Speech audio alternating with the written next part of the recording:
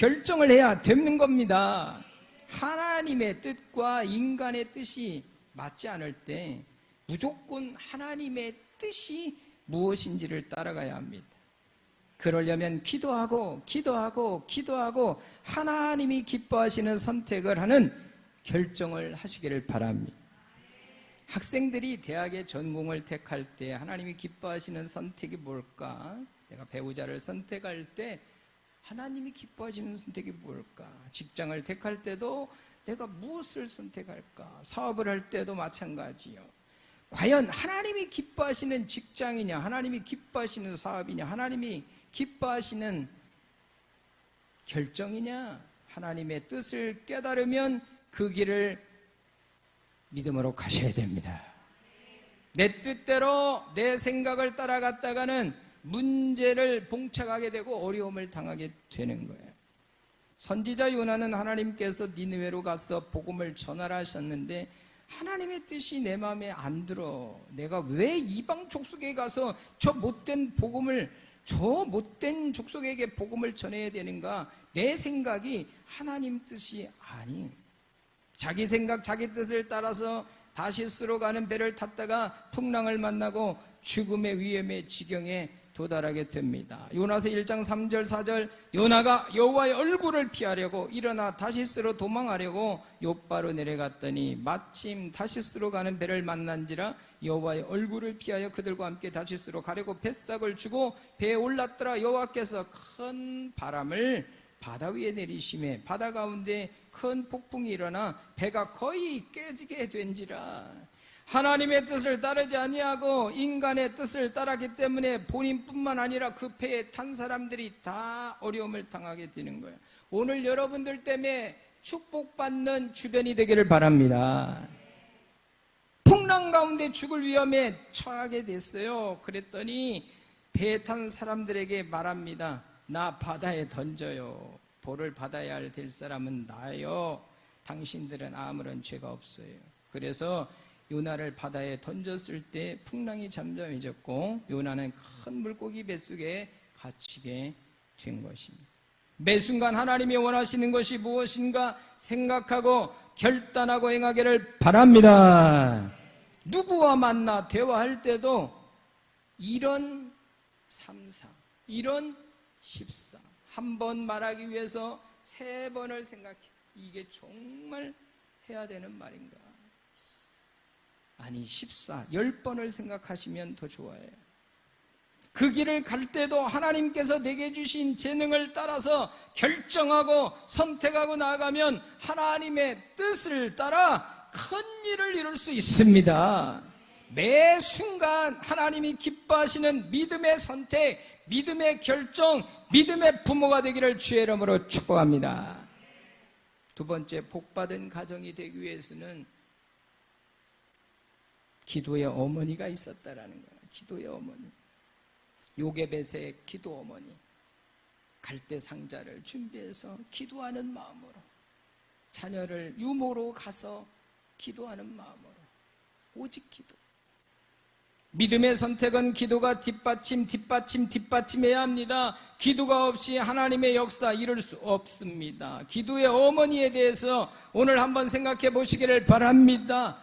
아이고, 어머니라고 했다가 어머니만 생각하지 말고 기도의 아버지도 생각하시고. 기도의 아버지, 당연히 아버지는 같이 가는 거예요. 구약이 낳은 가장 위대한 선지자요 제사장인 사무엘은 어머니 한나의 기도로 태어났습니다. 그 어머니 한나가 하나님 앞에 소원 기도를 드리고 낳은 아들이 사무엘이었고, 그 사무엘이 하나님께 바쳐져서 이스라엘 역사상 가장 위대한 선지자로, 제사장으로 쓰임받게 됨을 믿으시기를 바랍니다. 한나가 아이가 없었습니다. 마음에 큰 슬픔과 고통이었습니다. 남편을 따라 실로에 올라가 주님의 전에 기도할 때 하루 종일 눈물로 통곡하고 기도하면서 자녀를 달라 외칩니다. 자녀를 주시면 먼저 그 자녀를 하나님께 드리겠습니다. 자녀를 주시면 먼저 하나님께 드리겠습니다. 소원 기도를 드립니다. 사무엘상 1장 21절에 서원하여 이르되 만군의 여호와 하나님이여 만일 주의 요종의 고통을 돌보시고 나를 기억하사 주의 요종을 잊지 아니하시고 주의 요종을 아들 주시면 내가 그의 평생에 그를 여호와께 드리고 삭도를 그의 머리에 대지 아니하겠나이다. 지금 자녀가 없어요. 그런데 기도하는데 아들을 주시면 자녀를 하나님께 드리겠다는 거예요. 그러면 또 없는 세상, 주셔도 없는 거예요. 주셔도 없는 거예요. 하나님께 드리고 난 다음 하나님은 믿음의 놀라운 그 기도를 응답하십니다. 할렐루야. 하나님이 자녀를 더 안 주시면 다시 자녀가 없는 그러한 참 힘들고 어려운 상황에 본인이 처하게 되는데도 하나님 주시면 드리겠다는 거예요. 그런데 하나님은 너무 멋있어요. 하나님은 너무 언약 멋진 하나님이. 할렐루야. 사무엘상 1장 27절 28절 이 아이를 위하여 내가 기도하였더니 내가 구하여 기도한 바를 여호와께서 내게 허락하신지라. 그러므로 나도 그를 여호와께 드리되 그의 평생을 여호와께 드리나이다. 거기서 여호와께 경배 예배 드리니라. 자식이 없던 한나가 하나님 앞에 소원 기도드린 대로 주신 자식을 먼저 하나님께 드렸어요. 그랬더니 하나님께서 그 주신 자식을 받으시고 해봐요. 세 아들, 두 딸, 다섯을 그 이후에 주셨어요. 그러면 하나님께 드려진 사무엘이라고 하나님의 종과 함께 그러면 6남매야. 할렐루야. 사무엘상 2장 21절에 여호와께서 한나를 돌보시사 그로 하여금 임신하여 세 아들과 두 딸을 낳게 하셨고 이에 사무엘은 여호와 앞에 자라니라.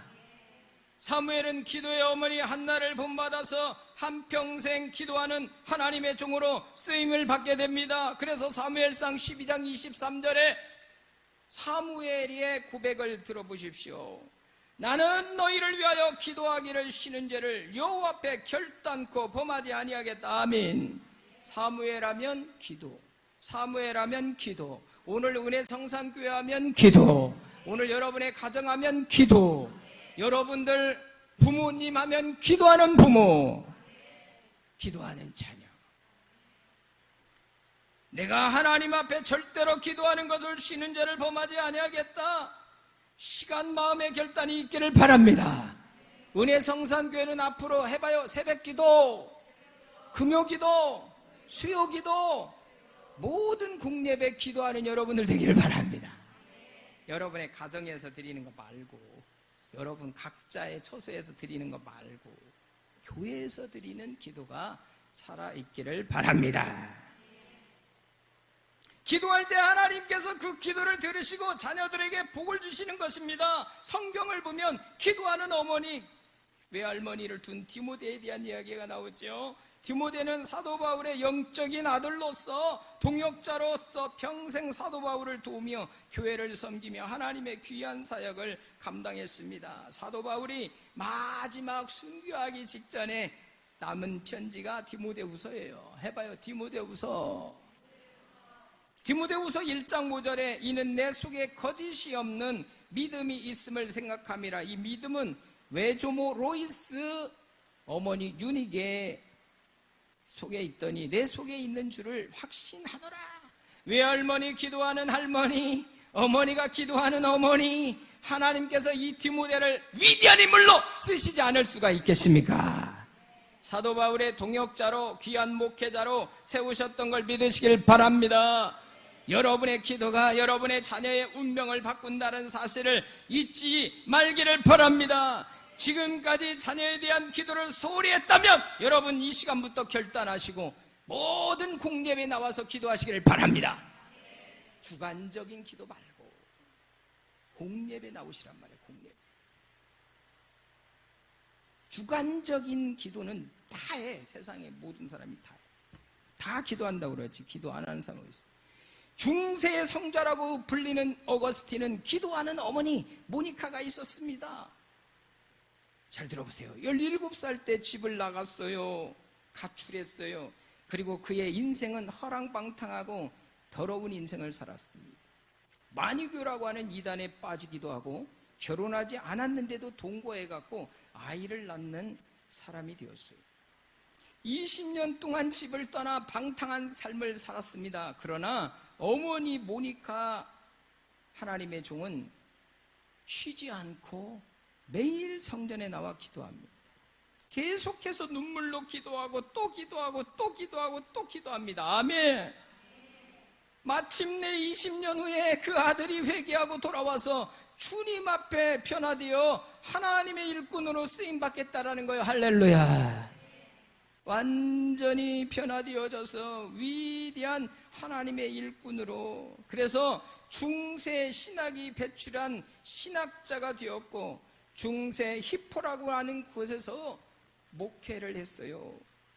잘 감당해서 존경받는 목사님이 되었고, 그가 세상을 떠난 후에 그를 존경해서 그 참 거룩한 하나님의 사람으로 살았다 하여 그 이름의 세인트 성자 어거스틴 목사예요.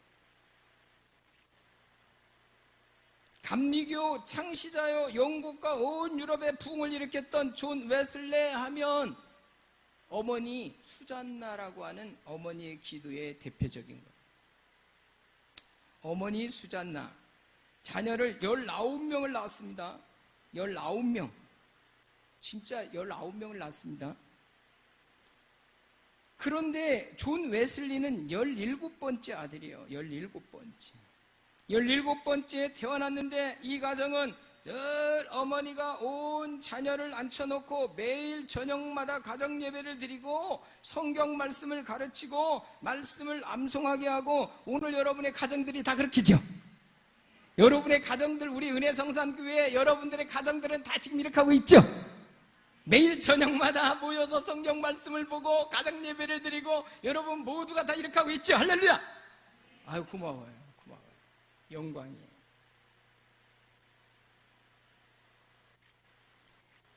훌륭하게 자녀들을 양육했어요. 기도하고 어머니의 기도가 자녀의 운명을 바꿔놓는 것을 알고 한평생 오늘 여러분들이 자녀를 위해서 기도하는 멋진 어머니가 되기를 주의 이름으로 축원합니다. 멋진 아버지가 되기를 주의 이름으로 축원합니다. 멋진 자녀들이 되기를 주의 이름으로 축원합니다. 주밖에는 나의 복이 없다라고 하는 책을 쓴 한 목사님의 얘기입니다. 제게는 기도를 열심히 하시는 양 어머니가 계셨습니다. 미국을 방문해서 찾아뵈었을 때 어머니는 평생의 깨달은 신앙의 교훈이라고 늘 말씀해 주셨습니다.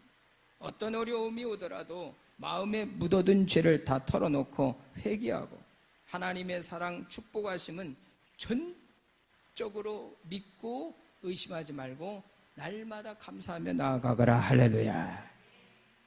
기도의 어머니가 말씀해 주신 그 교훈이 자기 인생에 어려울 때마다 힘이 됐습니다. 그리고 지금 그분은 대한민국을 굵직하게 큰 일을 하고 있는 한 목사님의 고백입니다. 오늘 여러분의 기도가 주의 이름으로 함께하기를 바랍니다. 세 번째 복받은 가정은 한번 해봐요.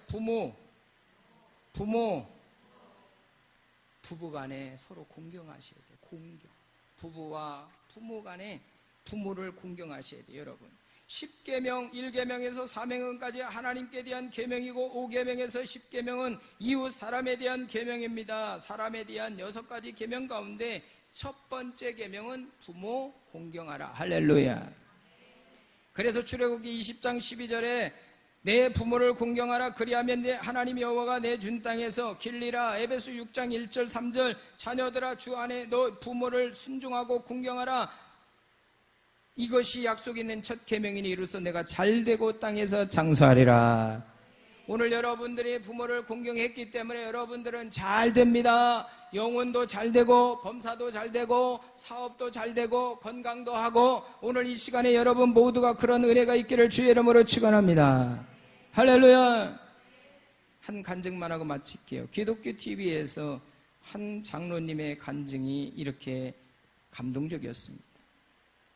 자신이 가난 말기로 죽어가는데 딸 둘이 자기들의 간을 내놓겠다라고 얘기했다는 거예요. 이분은 세계적인 성악가, 여러분들도 이름을 얘기하면 알 정도의 사람입니다. 주수미와 같은 동기예요. 그래서 그들이 서울대학교 성악과를 다닐 때 1등, 2등을 둘이 했던 사람이에요. 근데 한 사람은 유학을 떠나서 지금은 조수미라고 하는 이름 높이 클래식의 대가가 되었고, 이 사람도 그때 딱 로마로 유학을 가려고 하는데 하나님의 능력이, 성령 체험이 있어서 그는 유학 포기하고 하나님의 찬양 사역자가 되었습니다. 그런데 2016년 55세 때 몸이 조금 불편해서 병원에 갔다가 깜짝 놀랐어요. 간암 말기라는 거예요. 4분의 3이 암으로 꽉 찼는데 치료 방법이 없어요. 다른 사람이 간 이식 외에는 살 수가 없어요. 사형 선고를 받았어요. 얼마나 큰 주격을 받는지 모릅니다. 이분 잘 나가는 분이었어요. 엄청나게 잘 나가는 분이었어요. 그런데 그분이 그때 몸무게가 120kg이었어요. 그래서 그 안에 있는 간도 엄청 컸다는 거예요. 그래서 간 이식을 보통 받아도 한 사람의 간을 이식을 받아야 되는데 이분이 워낙 크니까 두 사람의 간을 이식을 받아야 된다는 결론이 있어서 두 딸이 그것을 해주겠다라는 거예요. 딸 둘이 우리가 아빠한테 간을 내놓겠어요. 근데 이분이 그 당시 몸이 비대했기 때문에 간도 컸기 때문에 그럴 수밖에 없었다라는 거예요. 딸 둘이 아빠를 위해서 내가 죽으면 죽으리라. 부모 공경이 대단하죠? 할렐루야. 오늘 여러분의 자녀가 이렇게 희생하기가 쉽지 않아요. 그럼에도 불구하고 두 딸은 결정하고 죽으면 죽으리라. 죽으면 죽으리라. 그래서 환자복을 입고 누워있는 본인은 딸을 바라보며 막 눈물만 나왔다. 하나님, 내가 왜 저 딸들까지 고통을 시킵니까? 하나님, 그러나 저 딸들이 너무 고맙습니다. 너무 사랑스럽습니다. 저들을 축복해 주옵소서. 전 세계에서 두 사람을 간을 떼어서 붙여야 하는 사람은 그분이 첫 번째 수술이었다는 거예요. 27살 난 둘째 딸이 먼저 수술합니다. 12시간이나 걸렸습니다. 12시간이나 걸렸습니다. 참으로 감사한 것은 간을 이식하려고 보았는데 그 딸의 간도, 둘째 딸의 간도 커. 간도 커. 한번 해봐. 시작. 간도 커. 그래서 몸이 체격이 좋아서인지 간이 커가지고 둘째 딸 간 하나만 반 잘라가지고 붙여도 살 수 있게 됐어요. 그래서 첫째 딸은 수술 받으려고 누웠다가 할렐루야! 그렇게는 안 했겠지만 그렇게 했다라는 거예요. 둘째 딸 간만 이식받아가지고 아버지도 살고 딸도 살게 되었습니다. 그런데 딸이 수술 들어가기 전에 이렇게 외쳤다라는 거예요. 아이고, 나도 잘못되면 죽을 수 있겠구나. 수술동에서 수술 받다 죽어도 내가 문제 삼지 않겠습니다. 사인을 하는데 막 눈물이 막 나오고. 여러분, 우리는 웃으면서 듣죠? 그 딸은 어떨까요, 마음이? 죽을 수 있겠다. 갑자기 아버지가 미워졌다.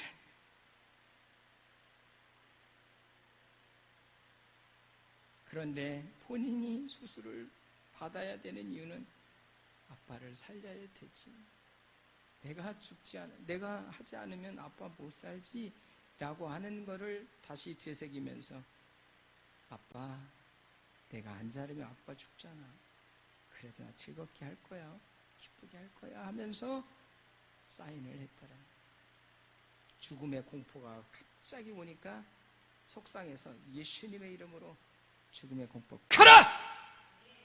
외쳤다라는 거예요. 여러분, 우리는 웃으면서 듣고 있지만 이분들은 대단히 힘들었어요. 그런데 지금은 둘 다 건강하게 정말 간증하고 있는 줄 믿습니다.